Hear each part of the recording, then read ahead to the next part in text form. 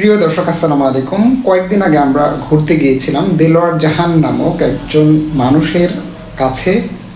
তিনি মনে প্রাণে প্রাকৃতিক কৃষিকে ধারণ করেন এবং সে অনুযায়ী কাজকর্ম করেন। এ পর্যন্ত উনি হাজার হাজার কৃষককে প্রাকৃতিক কৃষি শিখিয়েছেন। তো আমরা মূলত গিয়েছিলাম তার প্রাকৃতিক যে কৃষি খামার রয়েছে সেটা দেখতে। তো সেটাই আপনাদের দেখাবো। তো চলুন ভিডিওটা শুরু করি। তো দেলোয়ার জাহান ভাইয়ের ওখানে রওনা দেওয়ার সময় প্রচণ্ড বৃষ্টি ছিল, তাও আসলে টার্গেট নিয়েছি যে আজকে ওনার ওখানে যাবই, এবং যাই হোক আল্লাহর নামে রওনা দিলাম। তার গ্রামের পাশেই আমরা পৌঁছে গিয়ে এই বড় বট গাছটি দেখতে পেলাম।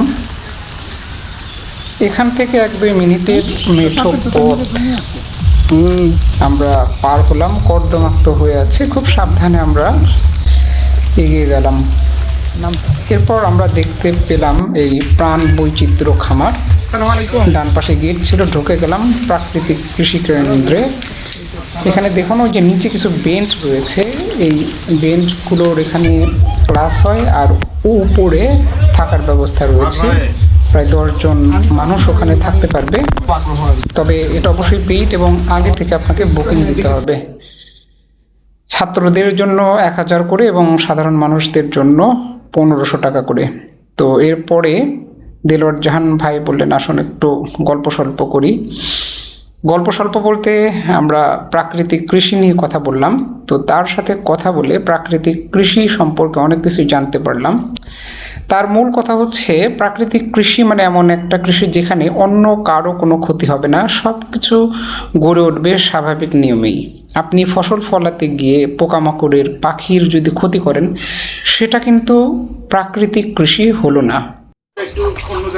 এখানে দেখতে পাচ্ছেন আমার ডান পাশে দেখা যাচ্ছে সেই দোতলা সিঁড়িটা, তো বৃষ্টির কারণে ভিজে গিয়েছে। এখানে আপনারা থাকতে পারবেন, যদি ছাত্রছাত্রী হন তাহলে খরচ হবে প্রতিদিন 1000 করে, আর যদি সাধারণ মানুষ যারা তাদের জন্য খরচ 1500 করে। তো আমরা একটা রুম একটু দেখাই, চলুন এগিয়ে যাওয়া যাক।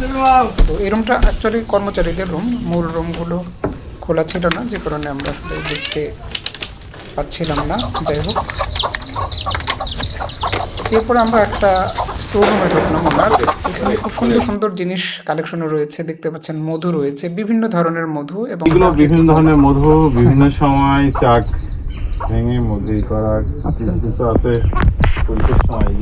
এগুলো আমরা কিনতে পারবো না? হ্যাঁ, এগুলো নিতে পারবো না। এটা 300 করে। আর এই নানা ধরনের বীজ আছে, এগুলো মূলত ধান আছে, এগুলো পুরোনো বীজ। কুমড়ো না? হ্যাঁ, ছোটগুলো এগুলো, এগুলো তো ওইগুলো এই একই ঝোলাগুড় যেটা বলে আর কি, আমাদের এলাকায় তো ঝোলাগুড় বলে। এটা বানানো সেই শীতে, যদি অন্য ইয়ে হইতো জমে যেত না, আপনি জমে তো যাইতো, এখন নষ্ট হয়ে যেত। ফুলি নাই, ফুলে আবার নষ্ট নষ্ট হয়ে যাচ্ছে। পাথর হয়ে গেছে গাছ, অনেক বছর আগে মাটির মধ্যে থেকে। আচ্ছা, পাথর হয়ে গেছে। কতদিন হবে এটা মোটামুটি? এটা তো কার্বন টেস্ট করতে হবে। কার্বন টেস্ট করলে তো বোঝা যাবে। কার্বন টেস্ট করলে বোঝা যাবে। মানে আমি তো ভাবছি যে একদম পাতলা আর কি, অনেক ভার, মানে প্রায় 10 কেজির মতো হবে।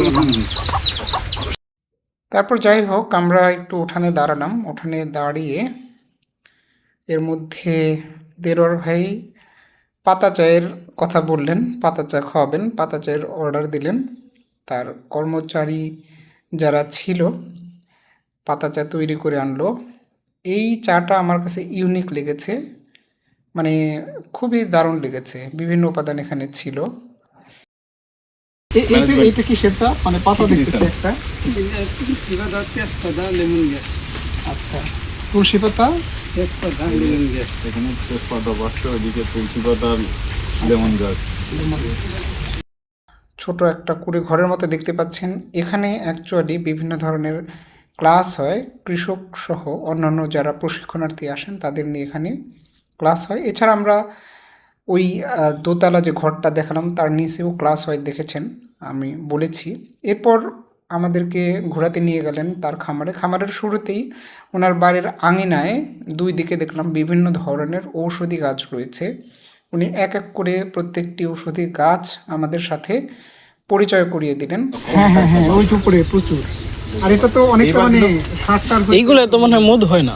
না, এগুলো মধু না, বলটা এবার উপরে যাওয়া দেখে একটু ভয় লাগতেছে। এখানে বললায় বাসা বেঁধেছে।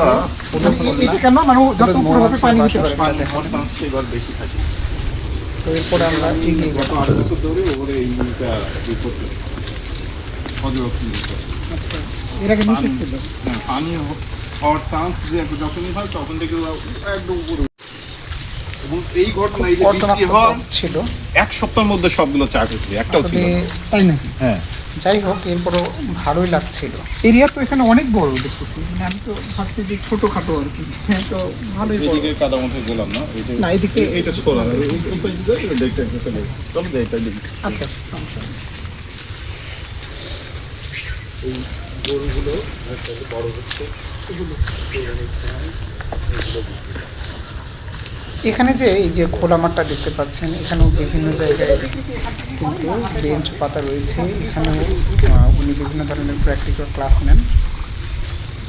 দেখতে পাচ্ছেন রাজহাঁস, বিভিন্ন মুরগি ছিল, মোরগ ছিল, সেগুলো কিন্তু হাঁটাহাঁটি করছিল আমাদের পাশ দিয়ে। রুমগুলো এখানে বৃষ্টি না থাকলে এখানে এই বেলপাত আছে, এই জায়গায় এখানে তো অতিরিক্ত লোক আসলে এটা টয়লেট সবার জন্য। আর এই সোলারে পানি এখানে দেখালেন উনি আমাদের সোলার পুরো প্যানেল, খামারটা সোলারে চলে, কোনো ইয়ে নেই, আলাদা পুরো সিস্টেমটা লাইন নেই। সোলার প্যানেল দিয়ে চলে, মানে মোটর চালানো সোলার প্যানেল দিয়ে। এরপর ওনার বাড়িতে যে ব্যাঙের সাপের জন্য জায়গা আছে, অন্যান্য যে জিনিসগুলো, সেই ব্যাংকতে একটা লাভ দিল।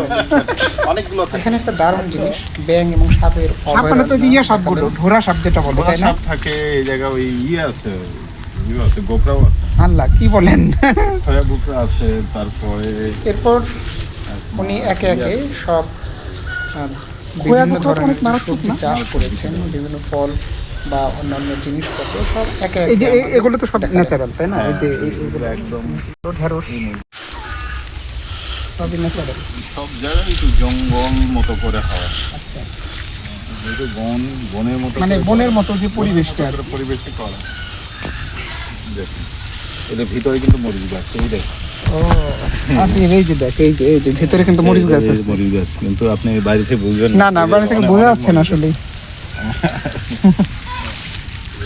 এরকম করে পুরোটাই জঙ্গলের মতো। এখানে সব ছিল, এখানে মানে খাওয়া হয়ে গেছে। লাইফ টাইম লাগানো। আবার ওই পাশে আছে, ওদিকে কিছু জঙ্গলের মতো দেখতেছি, সব দেখতে এগুলো আলু। এটা আমাদের তো এলাকায় বলি আমরা বেঙ্গালু বলি। বেঙ্গালি আছে, আবার যে মাথার আলু যেটা গরু বলো, এটা ওই পর্যন্ত ওই লাল নিশান দিয়ে আছে। হ্যাঁ হ্যাঁ, ওখান পর্যন্ত, ওখানে ধান আছে। এই যে এখানে মানিকগঞ্জে যে ধরনের ধান করে, ডুবা পানির ধান, দীঘা আমন ধান, আউশ তো মানে এমনি শুকনাতে হয়।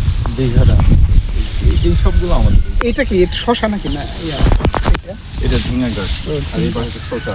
এটা ডুবে ছিল পানির মধ্যে, ওটা বাইচে আসে। এখন একটু রোদ টোদ বেরোলে আর যত্ন করে করতে হবে। এখানে ওয়েস্ট ছিল, কিচেন ওয়েস্ট। তো সেই কিচেন ওয়েস্টের মধ্যে দেখেন ওই যে গাছপালা হয়ে পড়ে রয়েছে। মাশাআল্লাহ, জলপাই বৃষ্টি দেখতে পাচ্ছি। জলপাই গাছ উপরে দেখতেছি, গাছ হয়ে যাবে।